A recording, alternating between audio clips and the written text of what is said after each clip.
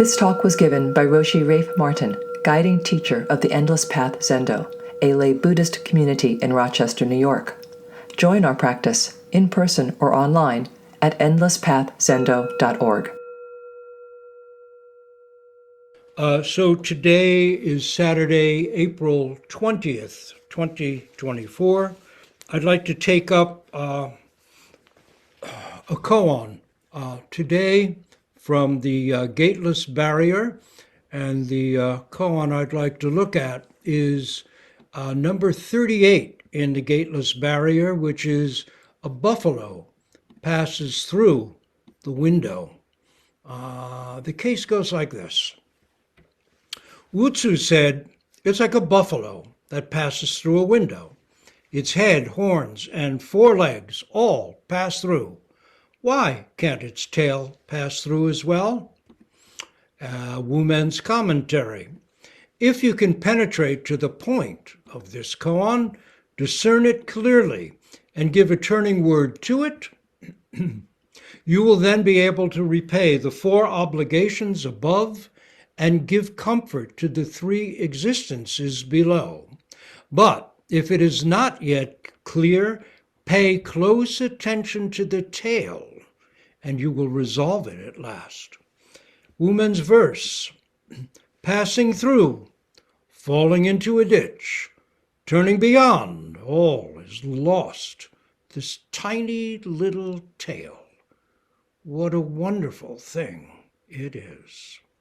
So a couple of notes on this. The four obligations are parents, country, all beings, and the three treasures of Buddha, Dharma, and Sangha. And the three existences are the world of desire, the world of color and form, and the world of no color and no form. Giving comfort to the three existences really means fulfilling our first vow to save the many beings. Everywhere, at all times, we express our gratitude and love. These two notes actually come from Aiken Roshi's commentary on this case, which we'll be taking a look at in this Teisho as well. So, excuse me one sec. Sneezing at the truth. So, Hakuin himself, in establishing various types of koans, termed this koan one of the 8 nanto koans, meaning difficult or hard to pass. Such designations simply mean that Hakuin found this a hard nut to crack, not that everyone would. Koan practice is intimate and personal. Working on a particular koan may be more daunting or challenging for one person than for another. That's just how it is. The difficulty is not intrinsic to the koan. Still, we can take heart from knowing, or in knowing, that about Hakuin's position on this. It tells us that we are not alone. For if even someone as gifted as the great teacher Hakuin found the practice difficult at times, why shouldn't we? But practice realization is actually simple. I'd say it's rather like writing, which the American journalist, dramatist, and author Gene Fowler once famously described like this. Writing, he said, is easy. All you do is stare at a blank sheet of paper until drops of blood form on your forehead. Writing is easy. All you do is stare at a blank sheet of paper until drops of blood form on your forehead. Shooting an arrow at a target is easy too. Quite easy, but hitting the bullseye is not so easy at all. I recently had a very good conversation with an old friend who suffered a severe stroke and is now quite compromised. He was, and he is, a successful person and was until his stroke. And in our chat, he summed up what all successful projects depend on. He said there were 3 things that underlie all successful projects: passion, perseverance, and talent. The good news for Zen students is that we all have the talent. Original enlightenment is our birthright. The Buddha was not special in this. The great Zen masters were not special in this. It is our birthright, each one of us. And this is, of course, the essence of the Buddha's absolutely clear realization and the turning words he offered, wonder of wonders. All beings are Buddha. But to actualize that innate talent is going to take work, which means passion and perseverance, not mailing it in. Now, who is Wu-tsu? Aiken Roshi, in his book of Teishos on the Gateless Barrier, titled The Gateless Barrier, naturally enough, tells us that Wu-tsu was a revered Sung Dynasty teacher and is featured in 4 koan cases in the Gateless Barrier. This kind of repetition is rare, and it implies that Wu men held Wu-tsu in high regard. Aiken Roshi adds that with each of these 4 appearances Wu-tsu in those koans, Wu-tsu offers an original, distinctive, and profoundly humorous presentation. Additionally, not only was Wu-tsu the teacher of Wan Wu, so that would be Engo, the editor of the Blue Cliff Record, but Wu Men himself was directly in his line several generations later. So that 2 of the major koan collections, training texts in Zen, come through Wu-tsu's line. One directly, which is Blue Cliff Record, but also the Gateless Barrier through Wu Men. I find Wu-tsu to be especially creative in case 35, in which he takes a popular folk tale and turns it into a wonderful koan. Which is the true Qian, is how it appears in our curriculum, which uses Chinese names. But in straight-on Kaplo lineage, where Japanese rather than Chinese names are used, it's titled Sei and Her Soul Are Separated. The folk tale, which underlies the koan, is a kind of ghost tale. In it, a young girl runs off with her childhood sweetheart to escape an upcoming arranged marriage. Years later, married and a parent with children of her own, she returns to her father's house to make amends. She and her husband and the children travel by boat, and when they arrive, her husband heads up to the house to apologize to his father-in-law and to let him know that Qian and their children are nearby, and she's come to set things straight. All right. Qian's father is nonplussed. "What are you talking about?" he says. "Qian was so bereft when you left that she took to her bed and has remained there unmoving and without speech ever since." The husband, mystified, hurries off to get Qian and prove the truth of his story. When Qian arrives, she goes to the sick room, and the sick Qian, seeing her, gets up from her bed, and the 2 Qians become one. That's the story. Wu Men turns what was a popular tale of the time into a koan by then asking, which is the true Qian?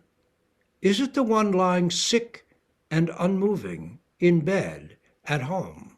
Or is it the one who left to live a full life of marriage and children? What do you say? How do you resolve this dilemma? We can see Wu-tsu's lively creative style in this. To quote Aiken Roshi a bit more on Wu-tsu, as a young man, Wu-tsu studied Buddhist philosophy, and one day a fellow student challenged their teacher with the words, "If subject and object are one, how can that fact be realized?" The teacher responded by saying, "It's like drinking water and knowing personally whether or not it is warm or cold." Wu-tsu, hearing this, said to himself, "I know about warm and cold, but I don't know about personally." His teacher could not explain it to him and suggested he take up Zen practice. Accordingly, he wandered from temple to temple, finally settling in the assembly of Baiyun. One day he heard the master give the following teisho. There are several Zen monks from Mount Lu who have had satori. If you have them speak, they give beautiful talks. If you ask them regarding koans, they answer clearly. If you ask them to write pithy commentaries, they do so nicely. Yet they have not attained it. Wu-tsu was dumbfounded by this. Ultimately, though, he realized it personally and tangibly. The present case is grounded on that personal and tangible vantage. To go further with Wu-tsu, Rick McDaniel in The Story of Zen writes, asked to describe Zen training, Wu-tsu used this analogy. It is like learning the art of burglary. There was a young boy who was the son of a very successful burglar, but he noticed that his father was getting older and wasn't as spry as he'd once been. This worried the boy. What will our family do when my father isn't able to pursue his craft any longer, he wondered. How will we avoid poverty and starvation? After dwelling on this for some time, the boy made up his mind to ask his father to teach him the family trade. The father was pleased that his son had taken this initiative, and that evening he took the boy with him. They came to a large house occupied by a wealthy family, and the father showed the son how to break through the fence and enter the house without being heard. Then he brought him into one of the bedrooms where the family was sleeping. He indicated the large chests where clothes for various seasons were stored. Go over to that chest and gather its contents for us to take. But when the son bent over the chest, his father pushed him into it, closed the lid, and latched it. The father then crept out of the room and, once safely outside, shouted as loud as he could, "Thieves! Thieves!" His cries woke the household. The family could see that the house had been broken into, but it appeared that the burglar had escaped. The boy in the chest was very angry about what his father had done to him. As he thought about how to escape, it occurred to him to make a sound like a mouse caught in the chest. The household servant holding a lantern went over to the chest to investigate the noise. As soon as she lifted the lid, the boy jumped out, blew out the lantern, pushed the startled woman aside, then rushed through a window. As he ran away, the members of the household chased after him. He could hear them gaining on him as he passed an old well. Looking about, he found a large stone which he threw into the well, making a loud splash. He left one of his sandals by the well and continued on his way. The household members gathered around the well and peered into it, but couldn't see anything. Deciding that the burglar must have drowned, they went back home. The boy came to his own house, still angry with his father, but his father told him to calm down and describe what had happened. When the boy completed his tale, the father embraced him and said, "Well done. You've learned the art." Well done. You've learned the art. Now, as to case 38 of the Gateless Barrier, the buffalo passes through the window. Aiken Roshi writes, to start with, you need to know about the buffalo. This is the water buffalo or water ox, an important member of the household for farming families throughout Asia. It pulls the plow through the mud of the rice fields and enriches them with its manure. Its power and placid disposition give it a place in the Buddhist pantheon with the lion of Manjushri and the elephant of Samantabhadra. Its figure is sometimes found with Buddhas and Bodhisattvas on Zen Buddhist altars. What we have on the altar in front of Manjushri in our Zendo here is a bit of a cheat. It is a rather dangerous Cape buffalo, not the placid, trustworthy water buffalo. Our buffalo, a gift to Rose and myself from Roshi Kapleau, has a traditional Zen Dharma aspect. In fact, it might even be more appropriate than the placid water buffalo. for ours is like the wild, hard-to-tame buffalo of true nature, featured so prominently in the famous Zen ox herding pictures, a Sung dynasty document from around the same time as Wu-tsu. How indeed do we tame that powerful, unruly ox buffalo, become able to ride it peacefully home, and then forget not just it, but ourselves as well, to such a degree that we can enter the noisy tumult of the bustling marketplace with helping hands. This is, after all, our entire life's Zen challenge. But first, what shall we make of this buffalo koan? It is rather a puzzler. A buffalo walks effortlessly through the crisscross lattice work of an open window. Hakuin actually did several ink paintings which shows a seated bull or cow or buffalo staring rather forlornly at an oval window which is filled with lattice work, line after line, across and up and down. So like if you look at shoji screens, the cross sticks of that, it's like the window is just filled with that. And the cow or buffalo or ox that Hakuin has painted seems puzzled, sitting there as if it's stumped, and realizes there's no way to get through. Regardless, in the koan, the buffalo walks up to the window and with no effort at all, its massive head, great horns, and if it's a water buffalo, these would be huge sweeping horns, powerful shoulders and thick solid legs, 1, 2, 3, 4, all pass easily through, but the tiny tail cannot pass through.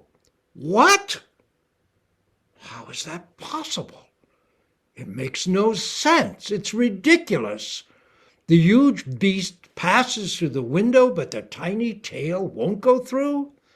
The challenge of our individual practice, nonetheless, is that wild and impossible as this situation is, we must enter the Doksan room. The Doksan literally means going alone, and present the teacher our sense of what seems to make no sense at all and show why the tail can't pass through.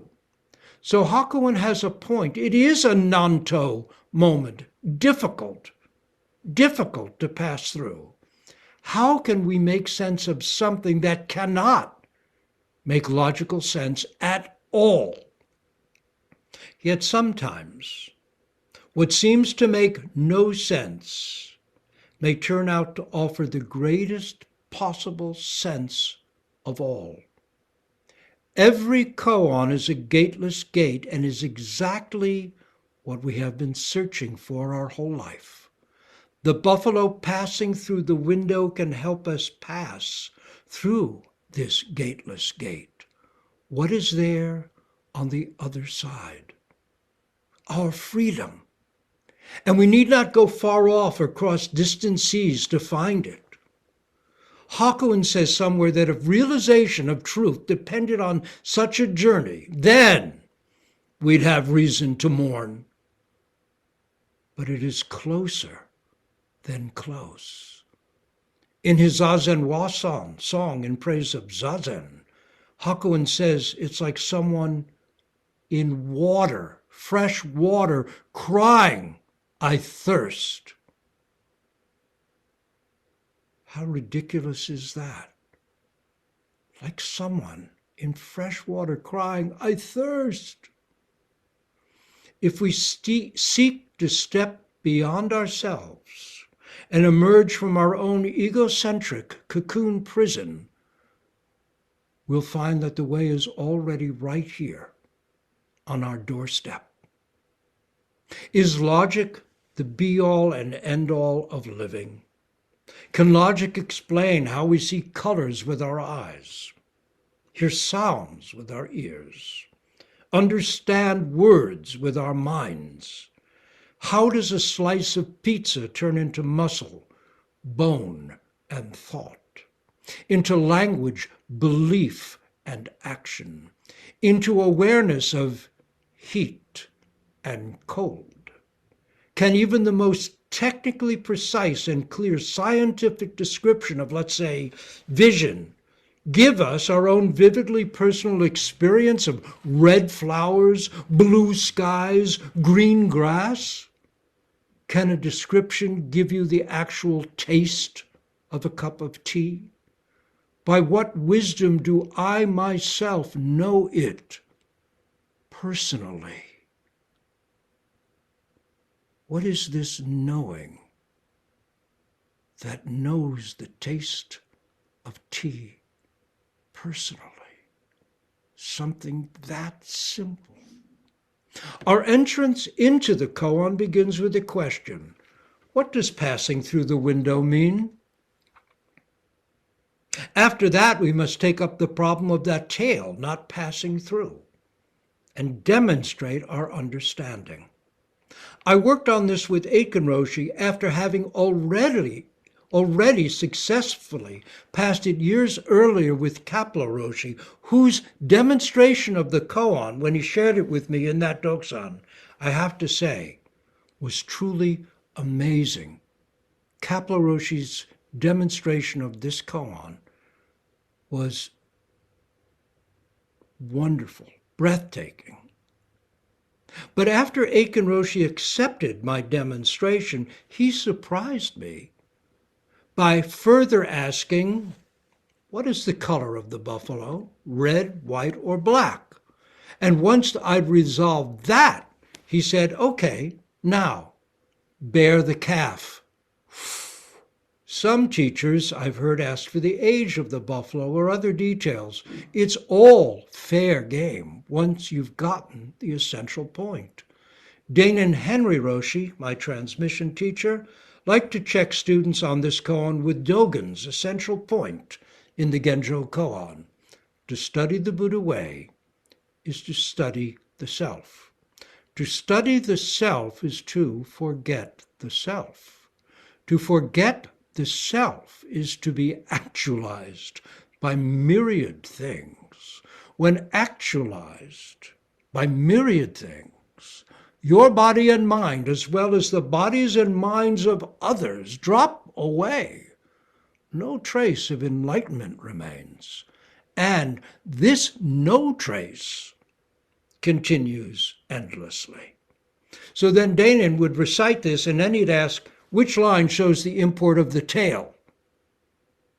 I also find a wonderful verse in the Denko Roku, which is the verse transmission 6, quite relevant. And that verse, I hope you know it, goes like this.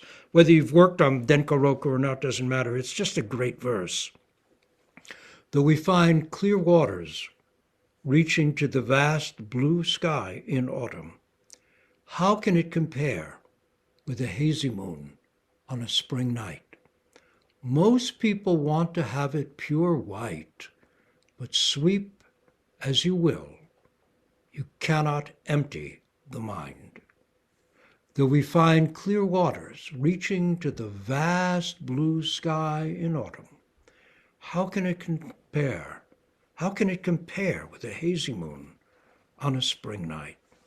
Most people want it pure white, but sweep as you will, you cannot empty the mind.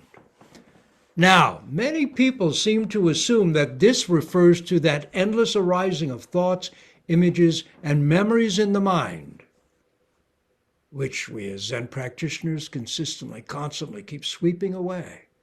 But no, I won't accept that. I think that falls way short. There is something much more fundamental, much more true, not simply about the act of practice, but about reality itself that is being presented right here. Something very much to the point of the buffalo koan. To go further down the rabbit hole and perhaps create even more confusion for you, I'd like to add something from the world of fairy tales. For if the koan presents truth, its truth will not be the possession of any one religion, or even of religion at all. If Zen presents life truth, then to my mind, what may come closest to its universal language of wisdom and compassion are the so-called fairy tales. Aiken Roshi has written that koans are the fairy tales of Zen, and fairy tales are the koans of the world community.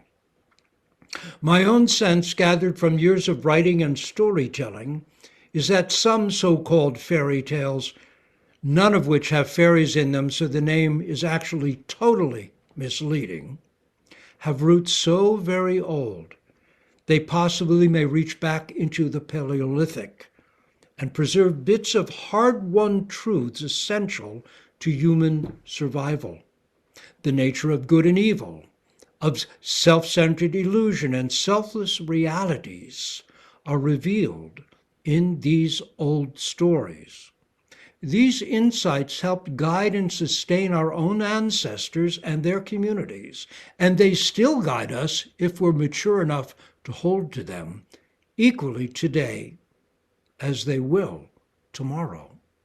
In any case, in the Grimm brothers' story of the Golden Bird, which is essentially identical in its incidents to the Russian oral tale, or сказки, of Prince Ivan, the Firebird, and the Grey Wolf, the youngest of three princes sets off to find the golden bird, or firebird, that's been stealing golden apples from his father's garden. On the way, he befriends a little fox in the Grimm's tale, a wolf in the Russian version, a magical and wise creature. The wild animal helper tells the prince that when he gets into the castle where the magnificent golden bird lives, whoops, excuse me, little technical glitch. Hang on, okay, when he gets into the castle, right, where the magnificent golden bird lives, he must put it in the plain wooden cage, not the more seemingly appropriate gold and bejeweled cage that stands nearby. For if he puts it into the golden cage, the slumbering guards will wake up and things will go badly for him. Of course, you can see what's coming. The prince just can't resist the lure of the golden cage for the golden bird and fails to heed the wise fox or wolf's advice. At once the guards awake and grab the prince, who is then forced to go seek the golden horse. But the fox-wolf friend reiterates the earlier advice, warning the prince that once he finds the golden horse in its stable, he must not put the golden bridle and saddle on it, but only the ordinary, plain leather ones. Do you see the point? Perhaps in Buddhist terms, this wisdom goes all the way back to the Buddha's shockingly profound realization under the Bodhi tree.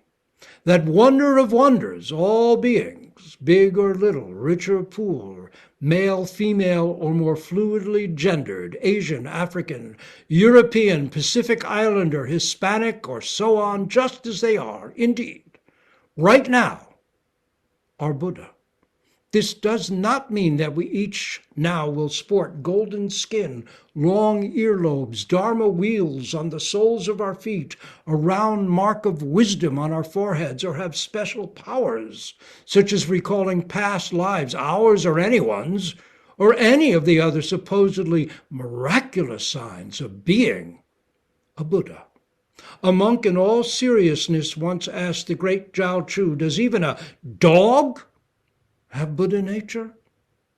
Zhao-chu's one-word answer reverberates down through 1,000 years of Zen practice halls to us right now, today. The essence of prajna paramita, or perfect non-dual wisdom, can be summed up, if not in one word, then in a simple single phrase.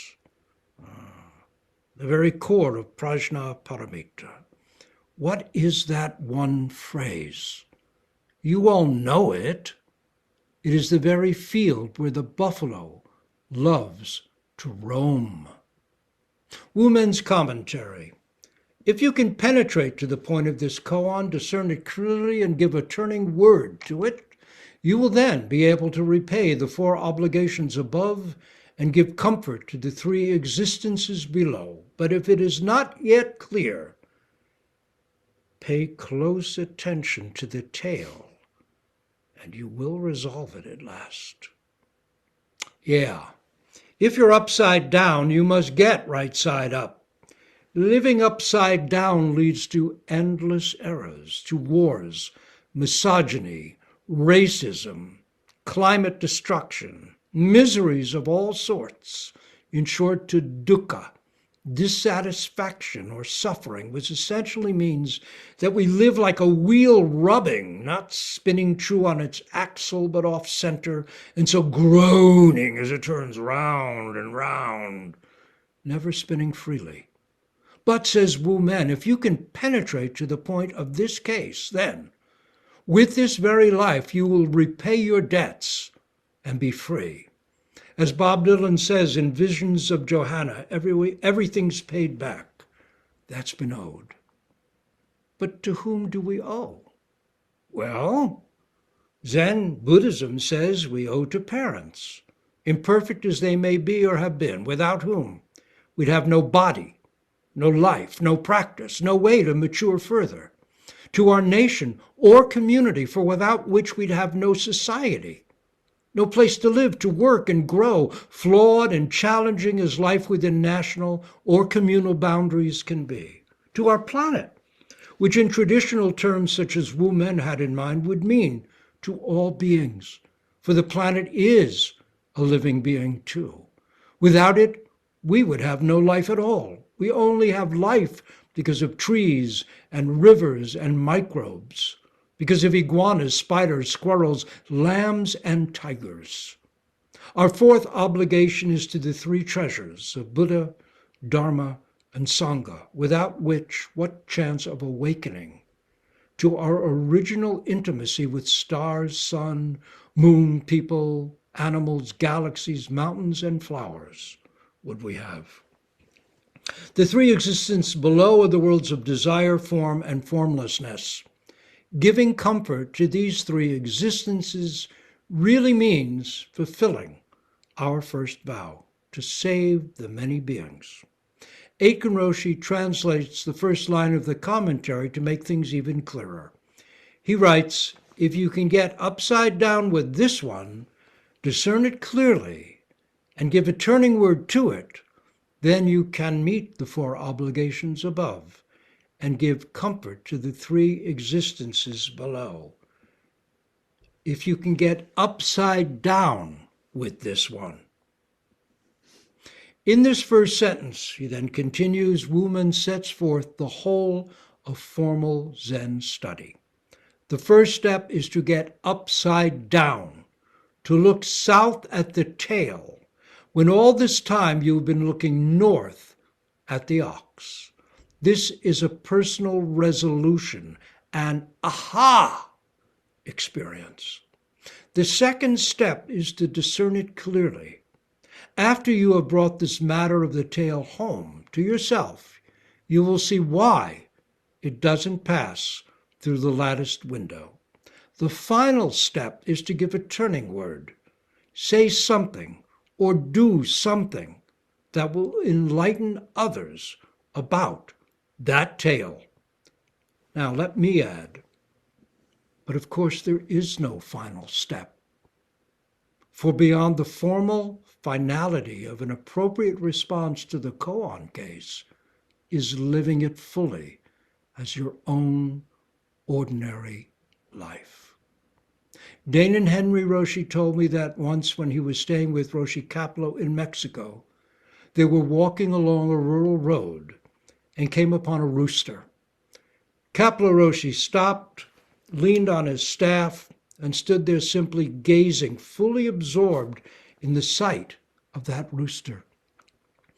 Then he turned to Danon, whose name at the time was Michael, that was before he was ordained, and said, Michael, have you ever seen anything so amazing? He was looking at an ordinary rooster and said, Michael, have you ever seen anything so amazing? Kapleau Roshi really lived it, and he gave his turning words freely. With our own right understanding and right action, we fulfill our obligations to parents, nation, all beings, as well as to our lineage of ancestors and peers, Buddha, Dharma, Sangha. Wu-men's verse, passing through, falling into a ditch, turning beyond, all is lost. This tiny little tail, what a wonderful thing it is. Passing through, falling into a ditch, turning beyond, all is lost. This tiny little tail, what a wonderful thing it is. Here is where we reach the nitty-gritty. Wu-men is telling us about our own actual life of ongoing practice realization. While there is nothing theoretical here, nothing hidden, we must see it clearly for ourselves. Passing through, falling into a ditch, watch out! In Zen, pride comes after a fall, not before. But the ditch can be endless. But the ditch can be endless. Turning beyond an initial fall, we may fall again and again until all is lost. Thank goodness for that tiny little tail. What a truly wonderful thing it is. Blake wrote in The Marriage of Heaven and Hell, enough or too much. Indeed. Indeed. We'll stop here and recite our great vows for all.